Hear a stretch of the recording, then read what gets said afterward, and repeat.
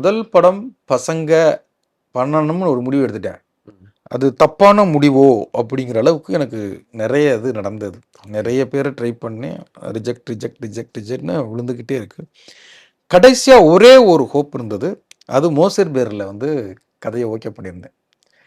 அது வந்து தனஞ்சயன் சார் இருக்கார்ல, அவரது அப்போ மோசர் பேரில் இருந்தார். அவர்கிட்ட மெயில் போட்டிருந்தேன். இந்த மாதிரி நான் ஒரு ஸ்கிரிப்ட் குழந்தைகள் ஸ்கிரிப்ட் வச்சுருக்கேன் அப்படின்னு.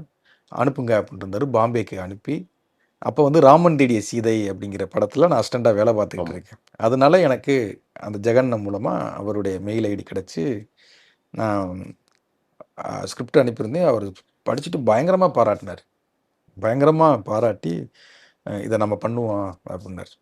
அப்புறம் ஒரு நாள் வந்து டைரக்டர் சேரன் சாரும் இதை சேர்ந்து, ஏன்னா நான் அவருடைய சாருடைய அசிஸ்டண்ட், அப்போ வந்து இதை படமாக பண்ணலாம்னு அவரும் சேர்ந்து பண்ணலாம் அப்படிங்கும்போது ஓகே பண்ணுவோம் அப்படின்னு எனக்கு அது ரொம்ப சந்தோஷம். அவரோட சேர்ந்து பண்ண போகிறோம்.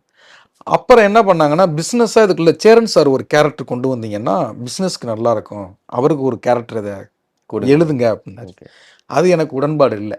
உடன்பாடு இல்லைன்னா நான் உடனே சொல்லலை, யோசிச்சு பார்த்தேன். அது எனக்கு சரியாக செட் ஆகலை. இல்லை சார் அது சரியாக வராது சார் அப்படின்னு. அப்புறம் அது வேறு வேறு காரணங்களால அந்த படம் பண்ணாமல் ஒரு நாள் நைட்டு வந்து இந்த படத்தை நாங்கள் பண்ணலை அப்படின்னு ட்ரா பண்ணிட்டாங்க.